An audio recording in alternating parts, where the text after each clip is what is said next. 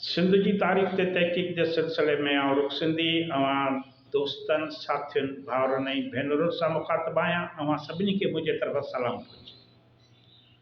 जिन भी दोस्तन अञा सुधो मुझे चैनल सब्सक्राइब न कयो उन्हनि खे ॿीहर गुज़ारिश है तो चैनल के सब्सक्राइब कन, वीडियोस के दोस्तन सां शेयर कन, जीअं पंहिंजी हीअ ॻाल्हि ॿोल सिंध जे तारीख़ बाबति ही मालूमात वधि खां साथियुनि ते पहुची सके। पंहिंजो मक़सदु इहो आहे त सिंध जी तारीख़ खे सहे कयो। जदीद दौर में हिन वक़्तु डिजिटल टेक्नोलॉजी जो दौर आहे। किताब लिखत वारी शइ सॼी दुनिया में हिकु ई वक़्तु सेकंडनि में नथी पहुची सघे, मिंटनि में बि नथी पहुची सघे, कलाक अच्छा पर वॾो अरसो लॻी थो वञे। पर डिजिटल टेक्नोलॉजी सभु सहूलियतूं मुहैया कयूं त असां पंहिंजी जेका सुञाणप आहे दुनिया ॾो पेश कयूं डिजिटल टेक्नोलॉजी जी मदद सां। इन लाइ ज़रूरी हुयो त असीं वीलॉग्स वीडियोज़ जे सूरत में पंहिंजे सिंध जे अहम शख़्सियतुनि, समाजी सकाफ़ती हवाले सां जिन माण्हुनि जो किरदारु रहियो आहे उन्हनि बाबति अव्हांखे मुकमिल ॼाण ॾियूं। अॼु पाण सिंध जो हिकिड़ो अहम किरदारु आहे, अनोखो किरदारु आहे, उन बाबति ॻाल्हाईंदासीं।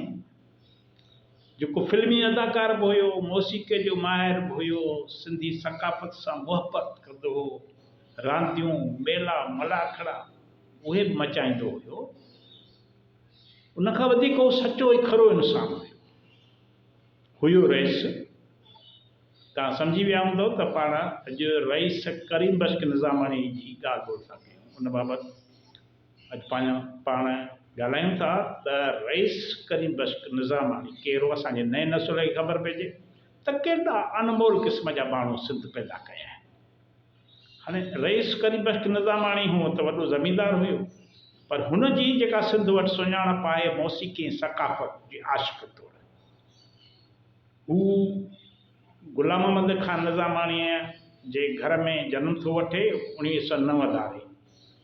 मातली ज़िले बदियन में सदस्य जनम थो थिए पियो ऐं हिन इब्तिदाई तइलीम मातली में हासिलु कई। पोइ सिंध मदरसतुल इस्लाम कराचीअ में दाख़िल थियो।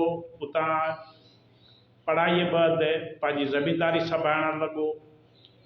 रईस करीम बश्क निज़ामानी बिना कंहिं लोभ लालच ऐं मुफ़ाद जे सिंध धरती ॿोली मौसीक़ी सकाफ़त जी ख़िदमत कई।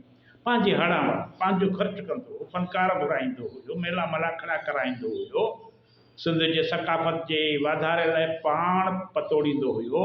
शाह जो सुर संगीत ऐं मौसीक़ी जी नगमगी जे तलाश में हुन बम्बई, कलकत्तो, दिल्ली, लाहौर, कश्मीर सभ में सफ़र कयो, मालूमात हासिलु कई। किथे उहो नाचू थी नचंदो हो त किथे वरी ॻाईंदो हुयो, किथे हारमोनियम ते ख़ूबसूरत सुर सजाईंदो हुयो, किथे ढोलक नवाज़ हूंदो हो, किथे झांझ खंजरी वॼाईंदो हुयो त किथे घिंघरू पेरनि में ॿधी नाच कंदो हुयो, छिम छिम छिम छिम। रईस करीम बश्क निज़ामानी 1928 धारे मुंबईअ में फिल्मी दुनिया में दाख़िल थियो। जॾहिं आवाज़ वारी फिल्मूं ठहणु शुरू थियूं तॾहिं मामूली पघार ते हू हिकु फिल्म कंपनीअ जे फिल्म में कमु करणु लॻो। विरांङे खां बि हिन सिंधी ज़बान जी पहिरीं फिल्म एकता ठाही। माना पहिरीं फिल्म जेका सिंधी ज़बान में ठाही उहा रईस करीम बश्क निज़ामानी ठाही, जंहिंमें खेसि कामयाबी हासिलु थी। इन फिल्म जे कामयाबीअ खां पोइ हिन मुंबईअ में सिंध सागर नाले सां पंहिंजी हिकिड़ी फिल्मी कंपनी क़ाइमु कई, जंहिंजूं 2 फिल्मूं मुकमल थियण वारियूं हुयूं त बरे सॻीअ जो विरांङो थियो, जंहिं करे संदसि इन्हनि फिल्मुनि ते जेको हुन लखे रुपया सरमायो लॻायो हो उहो ॿुॾी वियो। संदसि 2 मोटरूं कारूं ऐं ॿियो केतिरो ई क़ीमती सामान पिणु जेके ॻुड़ थिया, फसाद थिया, उन्हनि जे वर चढ़ी वियो तबाह। हथें ख़ाली मुंबईअ मां सिंध अची पहुतो।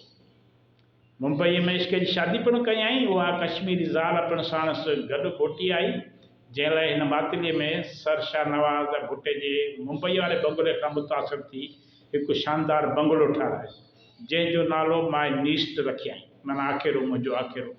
इन ज़माने जी वॾे माली नुक़सान खां पोइ बि हू सक़ाफ़ती मेला कराईंदो रहियो, मेलनि में शिरकत कंदो रहियो, दोस्तनि जूं दावतूं कंदो, फ़नकार घुराईंदो हुयो। माना सखी हुई, तबियत जो सखी हुयो। सॼी ज़िंदगी संदसि ओताक ते रौनक लॻी पई हूंदी हुई। सन जा सैयद हुजनि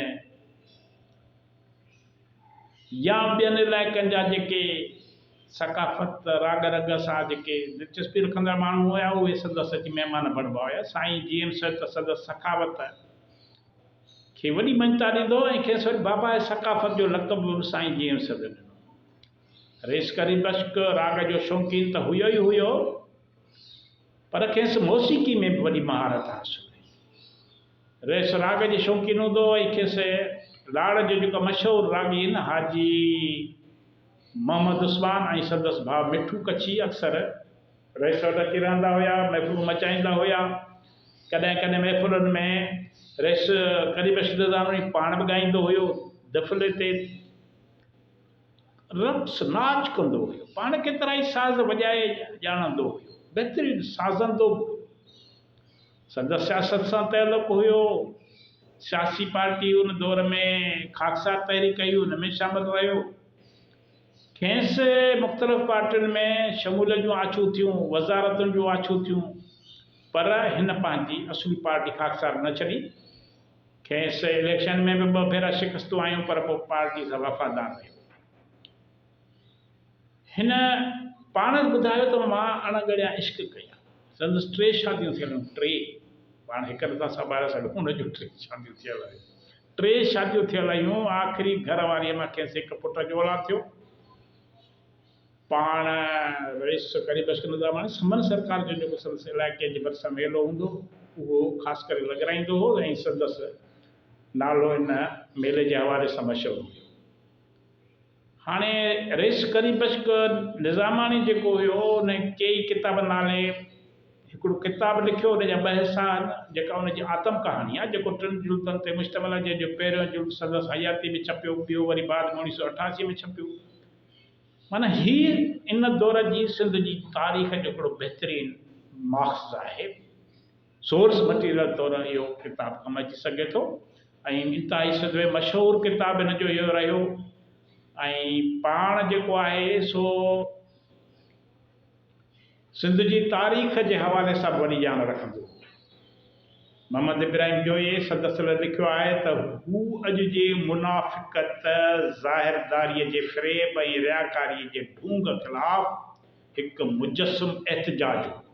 हिकु अदीब, रागी ऐं फ़नकार जी हैसियत में हू शख़्सी हैसियत में सरापा बग़ावत हो। रईस करी बश्क ऐं जीएमस जे ख़तनि जो किताबु आहे हिकिड़ो, आयो तड़तनाची, उहो बि छपिजी पधिरो थियो आहे। उहो बि हिकिड़ो तारीख़ी किताबु आहे।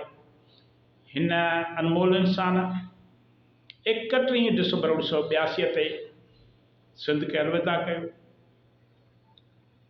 संदसि लाॾाणे खां पोइ अॼु बि सिंध खेसि यादि कंदी आहे। संदसि महफ़िलूं अॼु बि माण्हुनि खे यादि आहिनि। तव्हांजी वॾी वॾी महिरबानी। ईंदड़ वीडियो ताईं इजाज़त ॾियो।